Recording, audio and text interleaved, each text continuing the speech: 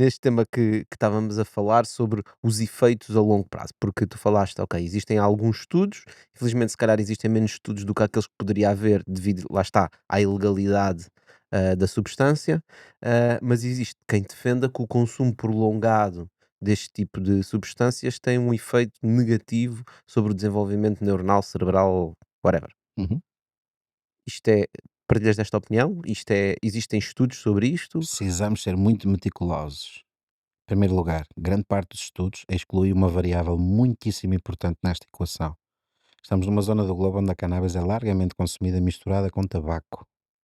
E pior ainda, grande parte destes consumidores que misturam com tabaco pegam no tabaco de um cigarro, partem o cigarro, removem o tabaco, misturam com a sua cannabis e depois vão fumá-la num charro, num cigarro com um filtro de papel, de cartão.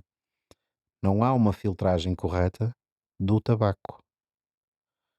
As tabaqueiras gastaram assim umas dezenas de milhões em grupos de trabalho, think tanks, etc., para produzirem o filtro de tabaco que melhor lhes convinha. Porque é um filtro que vai determinar a quantidade de nicotina que passa, que é para quê? Para reduzir a janela entre um cigarro e outro, não é assim? Mas ao mesmo tempo é um filtro que impede que o consumidor absorva uma série de subprodutos altamente tóxicos que são gerados pela combustão. Ora, se o consumidor está a saltar esse filtro e vai consumir aquele tabaco, ainda que tenha misturado cannabis e que ela possa ter efeitos espetaculares na sua saúde, estamos a falar do tabaco que está a ser consumido da pior forma possível. Então, vamos olhar mais para o tabaco misturado com a cannabis e não tanto para a planta Portanto, tu cannabis. defendes que estes estudos têm a ver com o consumo do tabaco e não tanto com mas existem pessoas que Tem a ver com o consumo das duas substâncias, consomem porque de outras o formas. cérebro está viciado em nicotina e eu sou um ex-fumador que deixou de fumar graças ao CBD, um ex-fumador de tabaco. O cérebro está viciado em nicotina, mas não só recebe a gratificação de nicotina, como vai receber também um tipo de compostos que o corpo adora, que são os endocannabinoides. Então isto aqui é um cocktailzinho que o cérebro vai dizer mais e mais e mais. Eu recordo-me perfeitamente e depois são duas substâncias que, uma vez na nossa corrente sanguínea, aceleram a metabolização e a degradação uma da outra. Isso traduzia-se no meu tempo de fumador de tabaco, em que eu, se fumasse erva com tabaco, passado um instante tinha uma necessidade enorme de fumar só tabaco. Então aí está. É a mistura das substâncias e principalmente o dano do tabaco não filtrado que leva a situações de psicose, a problemas a médio e a longo prazo. Isto está demonstrado por muito poucos estudos. Uhum. Porquê? Porque recebem financiamentos independentes e não das grandes universidades que são patrocinadas pelos mesmos grupos que querem continuar a manter a Mas tu planta sentes-te proibida. sentes-te confortável em poderes afirmar algo como o THC tem um impacto no nosso cérebro, não é? Daí nós termos os sentimentos que aquilo traga. Necessariamente tem que ter impacto, no desenvolvimento do cérebro ou na forma como o cérebro opera a longo prazo se for constantemente Exatamente. consumido, como Mas qualquer substância, né? mas é Consumidores difícil, abaixo dos 21 anos, nenhum ser humano tem o cérebro completamente formado certo?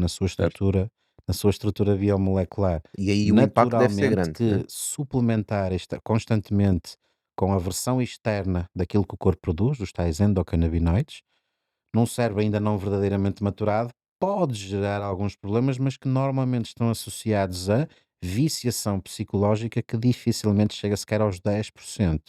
É quase que como tivemos agora aqui uma situação muito estressante e no cérebro do consumidor, epá, agora dava umas passinhas no charrinho, uma ervinha, ficava já tranquilo. Esse é o da tal viciação psicológica que se fala e cuja percentagem é tão baixa no utilizador de cannabis. Agora, quando o utilizador é de cannabis com tabaco, essa necessidade é Sim, algo é diferente porque aí está é envolvida a diferente nicotina também, e né? exatamente. Mas Agora, isso é temos só hoje em dia variedades com tanto THC que hábitos de consumo diários de 2 3 4 por dia, naturalmente que têm consequências, sim. Então, deixa a pessoa mais preguiçosa, digamos, há muita procrastinação, por assim Uhum. dizer, promove isso. Mas lá está, a pessoa tem que reduzir ao ou consumo seja e em poucos dias, naturalmente, a bioquímica do cérebro reajusta-se, sim. ou seja, o que estás a dizer é que os efeitos são mais do ponto de vista comportamental, é isso, Mais associados ao comportamental, sim. não é? sim. Não Ok. há aquela situação que vemos quando há uma viciação física em que a pessoa, sei lá, tem comichões ou urticárias, etc. Nada disso. Cannabis Uhum. acaba por ser um relaxante e um calmante, nunca um estimulante. Esta questão, Beto, porque nós aqui no episódio 218 do Bitalk tivemos a falar com o Pinto Coelho e ele referiu que o impacto que a cannabis tem no desenvolvimento cerebral que é negativo a longo prazo. Eu respondi E no ele, Instagram. Tu repara, respondeste e no ele é Instagram. uma pessoa Respondi. muito experiente, não é? Porque ele Sim. lidou com Mas eu, toxicodependentes durante muitos, atenção, muitos eu, anos. eu quase que venero e que dou graças a Deus por ainda existir médicos como o Dr. Pinto Coelho. Mas o que ele disse sobre a cannabis, mas lá está mais uma vez, ele exclui completamente o fator mistura com o tabaco. Seria esse o teu argumento? Se ele estivesse Principalmente, aqui agora, seria esse o teu principalmente, sim, argumento? sim.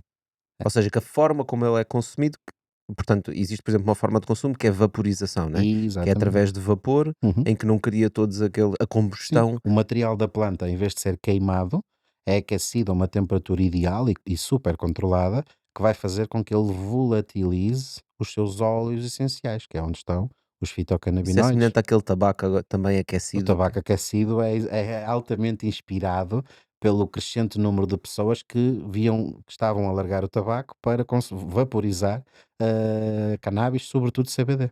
Uhum. Uhum. Então, neste momento, a indústria está essencialmente, como nós já vimos, na produção do cânhamo, onde tu podes utilizar as fibras para fazer uma data de materiais, né? Desde tecidos a materiais de construção. Na Ah, parte da fibra, neste momento, digamos, o maior motor de impulsão do cânhamo industrial tem sido, neste momento, de facto, a parte do caule, mas não a fibra exterior. A fibra interior, a chamada apara, o cerne linhoso da planta. Porquê? Porque através dele podemos construir um biomaterial de construção espetacular, altamente durável, chamado o betão de cânhamo. Não sei se vocês já ouviram falar na empresa Canhamor. Eu tive a Uhum. oportunidade de os ver nascer a partir de 2020. Eles estão em Ourique, em Colos, e neste momento vai ser a primeira fábrica do mundo a integrar produção, processamento e transformação em blocos de betão de cânhamo. Conheço também um engenheiro civil do Norte, o engenheiro César, que já participou na construção de várias casas feitas com betão de cânhamo, precisamente.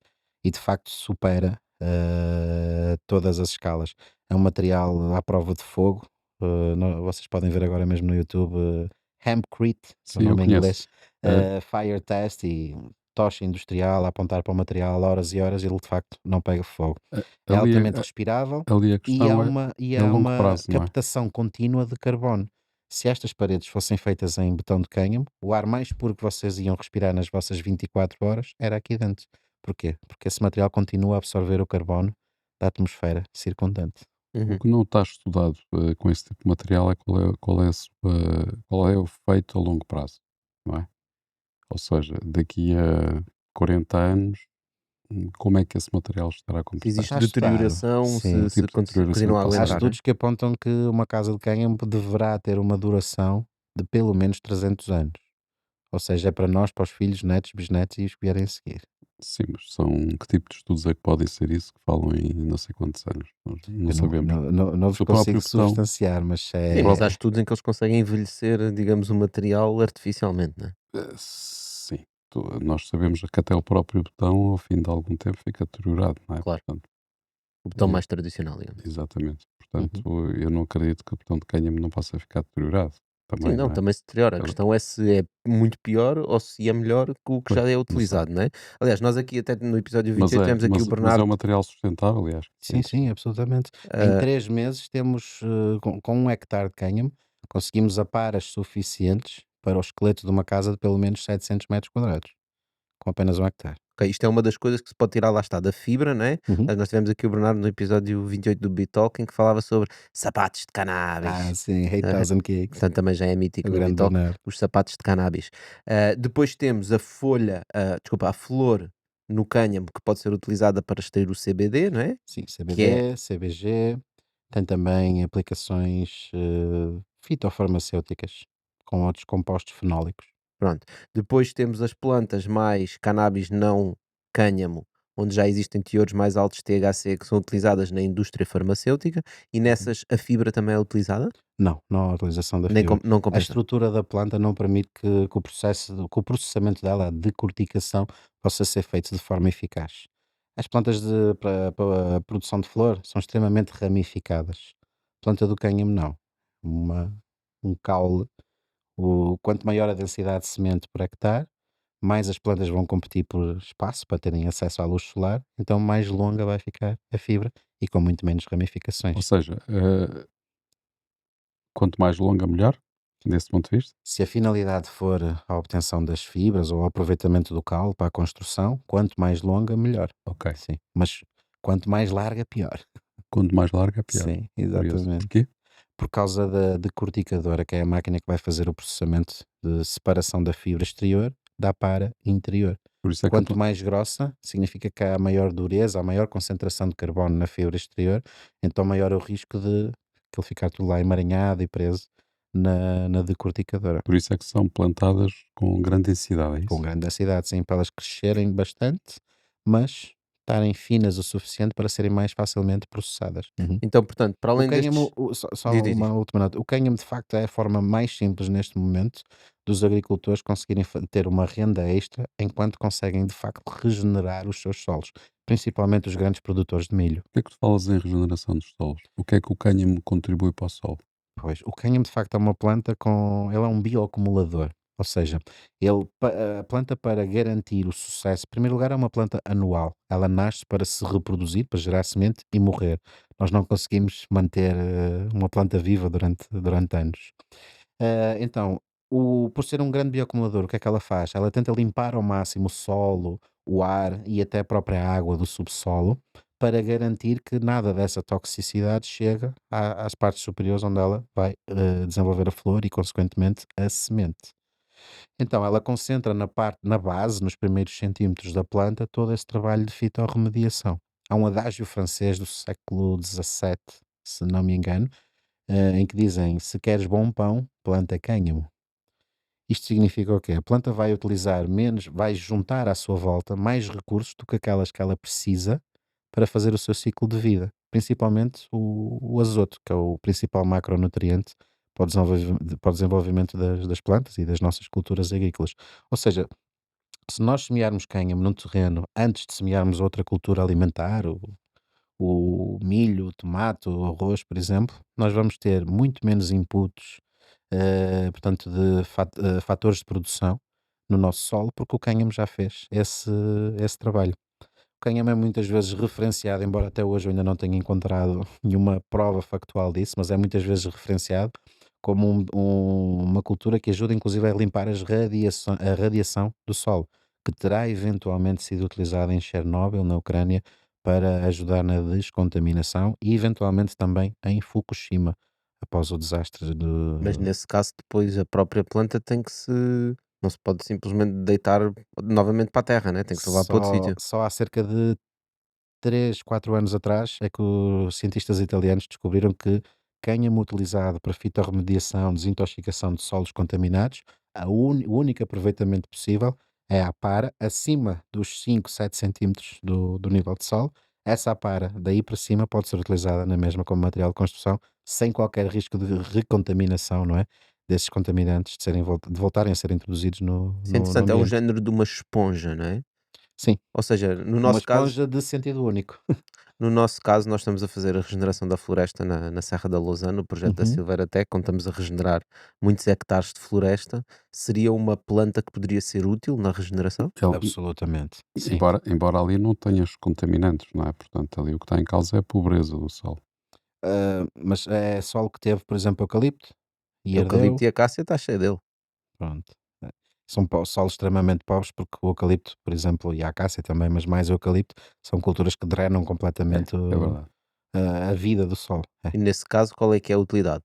Ou A não tem tanta? utilidade poderia ser utilizado um programa de fitorremediação, utilizar cânhamo, pelo menos 3 temporadas de cultivo, para deixar o solo bastante mais reconstruído para receber outras culturas Mas ajudava nisso? Ou seja, porque o que nós garantidamente. fazemos não é tanto plantação de cultivo agrícola, não é? Sim, É sim. mesmo criação de floresta. Portanto, nós estamos a montar Uhum. uma floresta.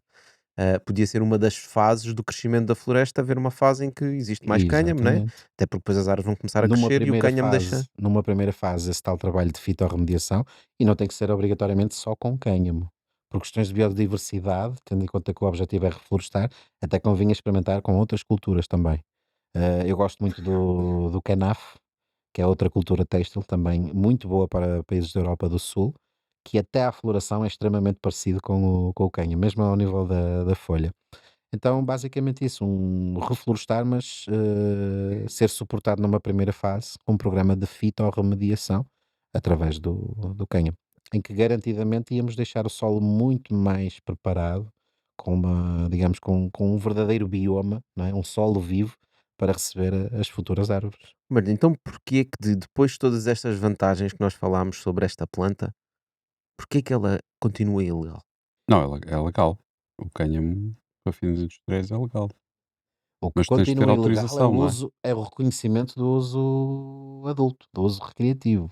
Sim, É a mas última fronteira. há uns anos atrás, eram muito mais coisas ilegais, não é? Há uns anos atrás não se podia plantar em Portugal, não se podia vender a Sim, farmacêuticas, não é? até 95, se não fosse por via da União Europeia, nós continuávamos a não ter o cânhamo sequer.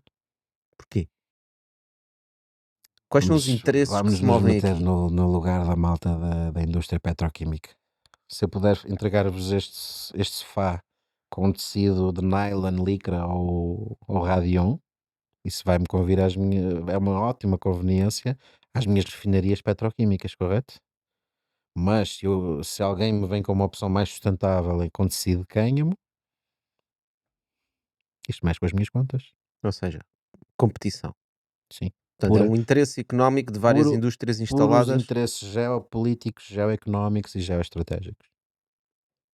Só que agora chegamos a um ponto crucial, que é a era da sustentabilidade e das alterações climáticas, em que não dá mais para continuar com a argumentação do crescimento económico infinito, não é assim? Ou a qualquer custo. Exatamente.